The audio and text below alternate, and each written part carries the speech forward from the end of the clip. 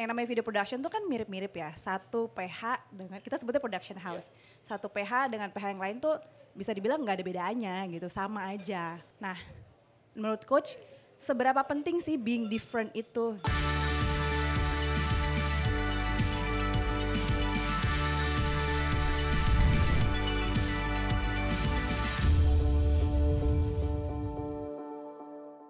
Selamat siang semuanya, nama saya Ayu.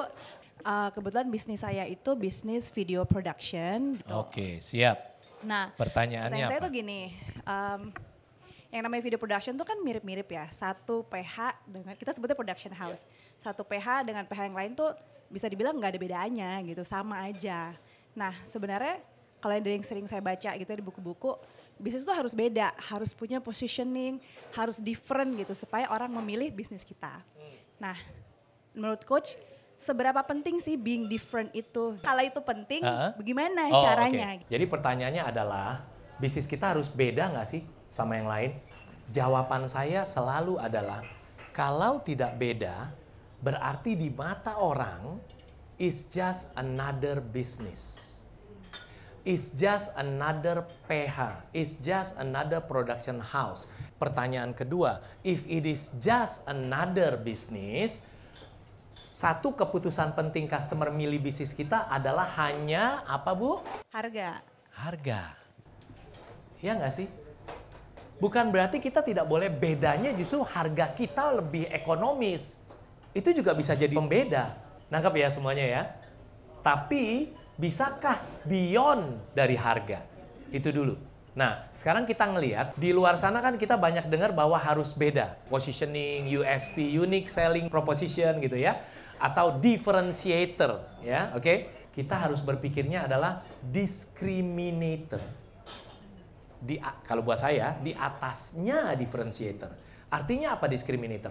Kalau kita punya sebuah pembeda, pembeda ini bisa bikin kompetitor yang lain jadi tidak relevan lagi, itu gokil nggak buat bisnis kita? Mudah nggak cari discriminator? Iya jelas tidak, gitu kan? Bu, spesifik who-nya video production Ibu siapa? Semua usaha yang butuh bikin video gitu ya. Nah, salah nggak itu? Susah dong kalau semuanya. Berarti kita terlalu luas. Gimana caranya spesifik who yang benar-benar kita mau fokuskan? Itu dulu. Perhatikan buat bisnis Anda, perhatikan ini dalam banget.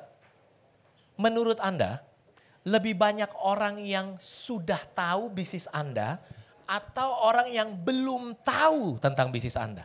Banyak yang belum tahu. Ayu jawab begitu, banyak yang belum tahu. Yang lain? Banyak yang belum tahu kan?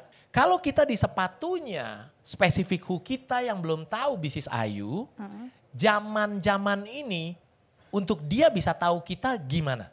Biasanya mereka search di Google. Search di Google, stop dulu. Ya. Keywordsnya apa untuk bisnis Ayu? Production house, Jakarta gitu. Kalau di sepatunya customer apa? Jadi gini loh, waktu Anda nangkep, oh Coach Anas bilang keluar dari sepatu kita terus kita jadi sepatu orang lain karena kebanyakan kita bukan customer kita, itu dengarnya gampang tapi ngelakuinnya nggak gampang kan yuk? Iya, dia ngetiknya apa yuk? Bikin video murah. Bikin video murah Jakarta. Oke, itu kalau kita mau yang itu. Kan spesifik who-nya ditentuin dong. Atau dia mungkin video production kali, dia nggak ngerti production house gitu kan ya. Betul? Jadi poin saya adalah satu Google. Oke, differentiatornya atau discriminatornya apa? Apakah kita muncul di halaman pertama Google waktu orang searching keywords itu? Muncul nggak kita? Tahukah Anda search engine sekarang yang terbesar mungkin yang kedua terbesar atau ngalahin Google namanya apa? TikTok. Betapa kita harus mastering alam semesta TikTok. PR lagi, iya nggak sih? Betul, betul. Apa yang ketiga? Instagram. Instagram. Berarti minimal 3 alam semesta harus kita kuasai. Pertanyaannya, gimana cara praktisnya kan? Kalau pilihannya cuma 2 Bu, kita kerjain sendiri atau kita pakai agensi? Mau yang mana? Sebenarnya pengen pakai agensi, cuman nggak ada duitnya. Oke.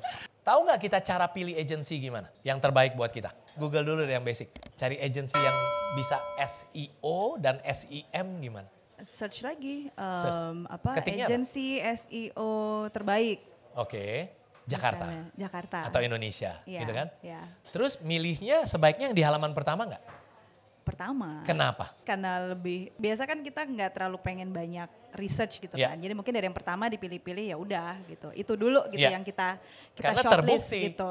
dia bisa bikin bisnisnya di halaman pertama. Padahal dia mau bantuin kita kan. Nah banyak klien-klien kita pakai agensi apapun yang tidak terbukti. Ya dia aja nggak bisa bikin bisnisnya jadi di halaman pertama, terus gimana bantuin bisnis kita, betul ya? Sekarang gamenya adalah begini. Tadi kan adalah nggak punya duit atau kita bilang mahal. Perhatikan cara berpikir, ingat ya. Change your belief, change your life.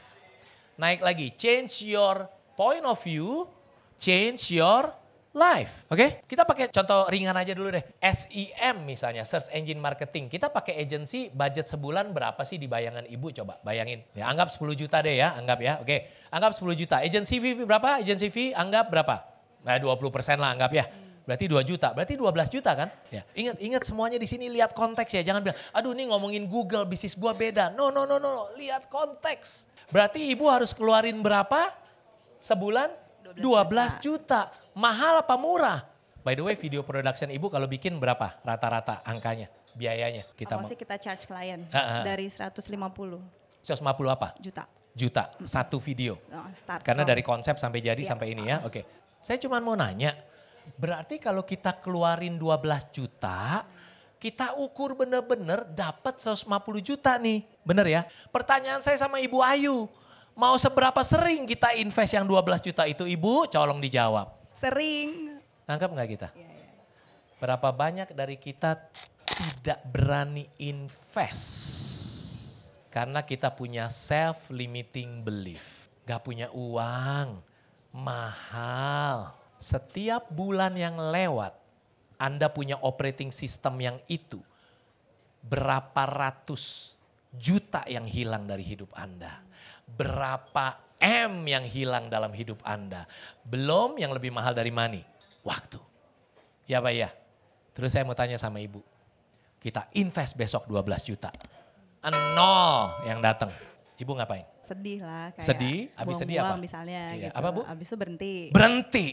Tangkep ini baik-baik. Aduh ini mahal banget. Mahal banget guys.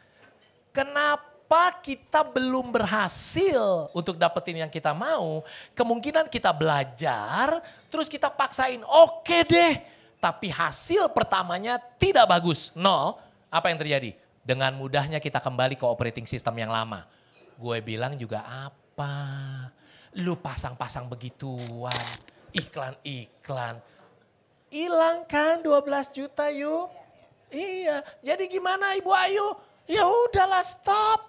Yang kita nggak tahu adalah sayanya harus berubah, agensinya harus diganti. Ternyata tiap bulan bisa datengin 3 customer 150 juta, 5 customer 150 juta, 10 customer 150 juta.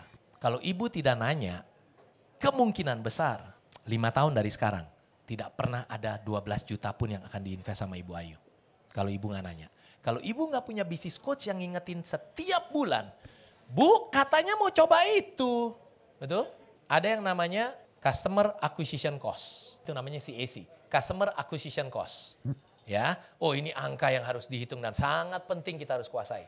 Beranilah invest di marketing and branding. Pandangan saya. Ulangi, beranilah invest di marketing and branding, tapi Anda harus ukur CAC-nya, customer acquisition cost. Anggaplah profitnya katakan 50 juta deh, anggap. Berarti invest 12 juta, dapat profit 50 juta. Berarti customer acquisition cost-nya berapa? 12 juta. Udah nangkap ya? Jadi satu yang harus kita pelajari adalah customer acquisition cost. Saya kasih tahu rahasia 2. Siap rahasia 2? Ibu tahu nggak? Ada yang namanya CAC, satu lagi namanya CLV, Customer Lifetime Value. Pertanyaannya, kalau kita terus punya strategi repeat per customer, di tahun yang sama, karena video yang kita bikin bagus, mungkin nggak dia repeat sama kita? Mungkin banget. Mungkin. Kalau videonya bagus mendatangkan banyak yang dia mau, apa dia akan cari video produser yang lain? Atau dia cari PH yang lain? Enggak, dia pasti akan balik sama ibu. Bu, ini gue mau bikin video lagi, konsepnya gini-gini, coba lu bikinin. Harganya berapa? Ah, tolong dong, udah customer kedua nih, harganya ini. Enggak apa, tetap segini misalnya. Oke. Pertanyaannya, untuk undang dia yang kedua kali, kita keluarin berapa Bu? Coba ibu jawab. Enggak ada. Zero. Dia beli kedua kali di tahun itu, boom, 50 juta profit lagi udah 100 kan? Invest 12 juta, dapat 15 juta yang cicil terus-terus 50 juta tahun ini, 50 sampai 10 tahun. Asik nggak? Asik. Itu namanya customer lifetime value. Berarti kita sebagai business owner, kita harus lihat dua indikator. Satu adalah CAC-nya berapa. Ya kalau CAC-nya lebih rendah daripada yang namanya profit yang dikasih, ya tentu kita harus tweak, kita harus ubah. Tapi kalau dia lebih tinggi, terus-terusan kita terus Kaizen. Nangkap ya Bu ya? Nah, discriminatornya di mana? Itu aja discriminator loh. Artinya secara strategi kita adalah PH yang berani beriklan di SEM, SEO, TikTok, lalu kemudian di Instagram.